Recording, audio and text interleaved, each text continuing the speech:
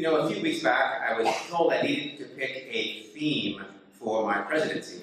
And it's something that I've thought off and on about since I became president-elect back in 2017. And the theme that I chose for my presidency is building better business. And I think it has a nice ring to it, right? Like BBB, it's been working for the Better Business Bureau for a long time, but it'll probably work pretty good for us in the next year as well.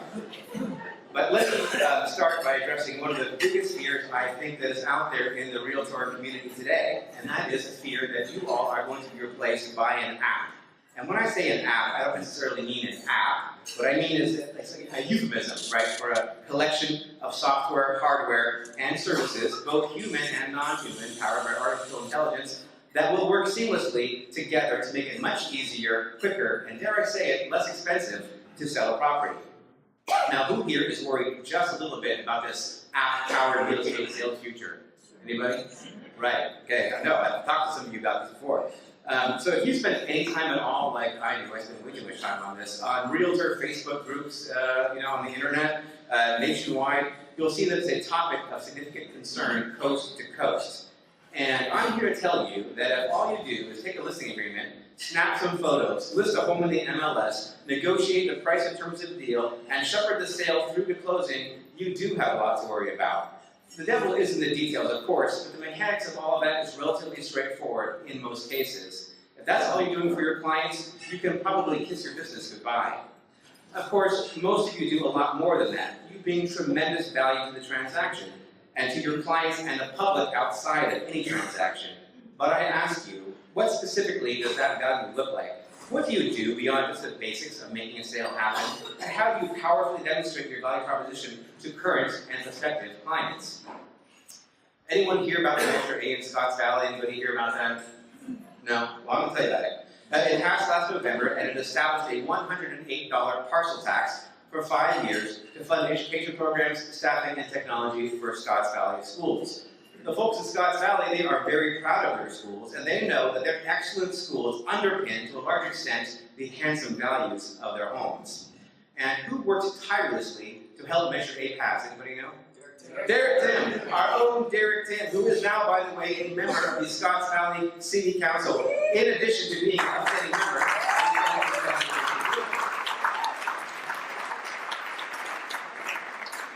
And Tim wasn't afraid to say he very much supported Measure A, even though I'd say that most realtors, by a healthy margin, oppose additional property taxes. Now, do you think that the folks in Scotts Valley, at least the 2/3 plus who voted for Measure A, will remember Tim's active and outspoken support for a measure which would make their community a better place to raise children and, oh, by the way, to boost their home values?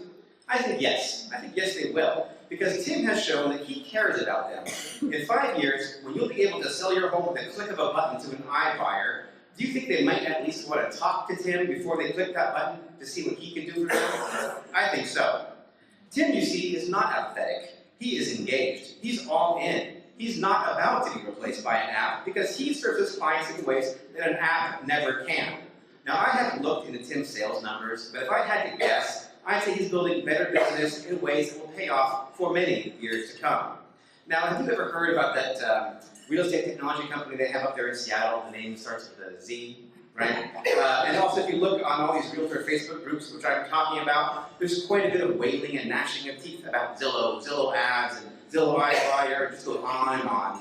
And all this worrying about Zillow, in my opinion, is pretty misplaced. I mean, sure, they are a blood-sucking leech. It takes tons of money for realtors. You know, I don't have the numbers handy, but I think Zillow takes in like 4 times the revenue in dollars for what's paid out in commissions sourced from their leads. Some guy told me that anyway at a Zillow Haters Anonymous meeting, so it must be true.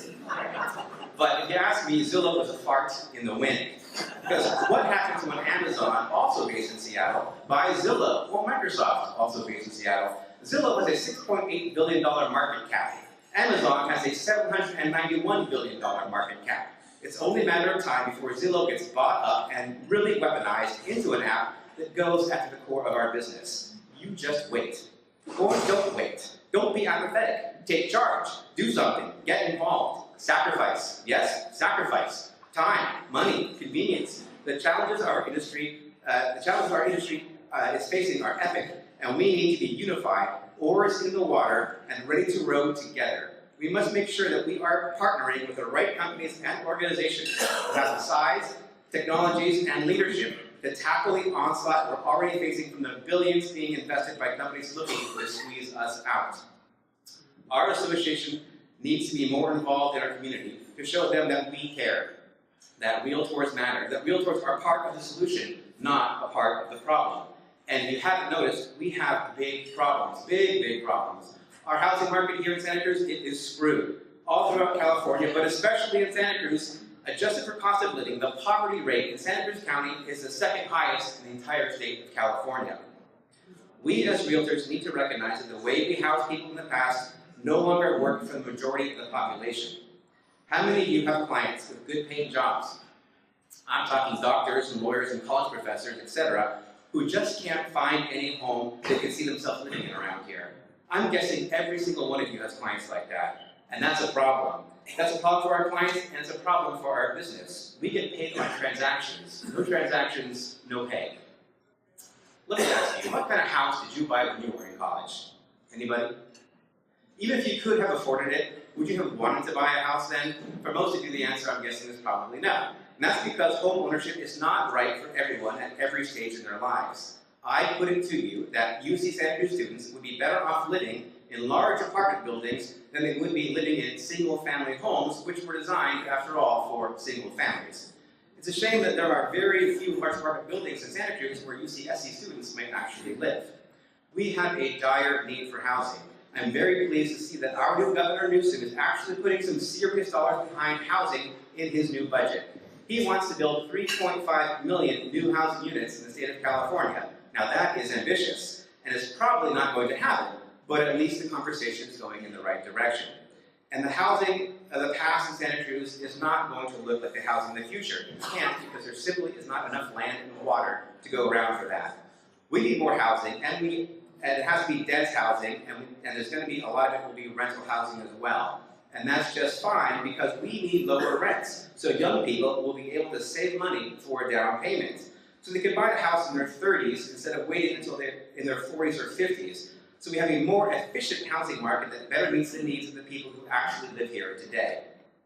There is great opposition to building new, much denser housing projects in Santa Cruz. The NIMBYs are strong, and they show up. They are there at the supervisor meetings. They're there at the city council meetings. They make their voices heard.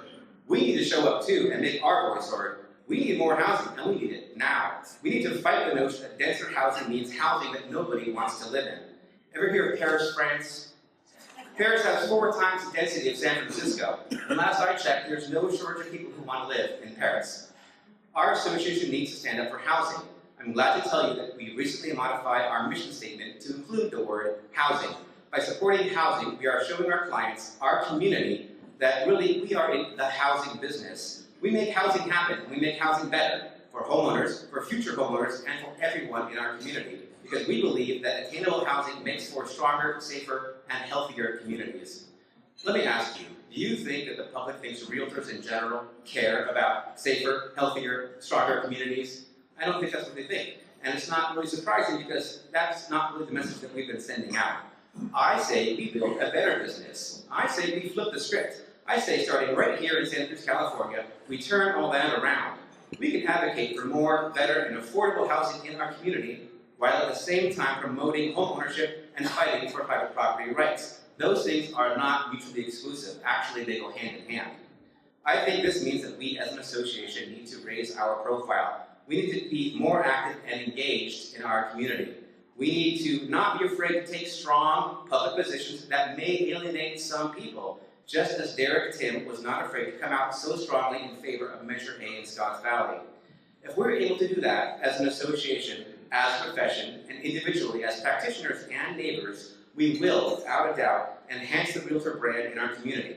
And so, 5 or 10 years down the road, when a homeowner thinks it's finally time to pack it in and move to Arizona or wherever, they'll want to choose to work with someone they know, like, and trust, a realtor who has shown that they care. And an app is never going to be able to care about them. And that is how we build a better business and remain the preeminent place we currently enjoy in North America's real estate marketplace. I look forward to working with all of you over the next year as we build a better business for us all. Thank you.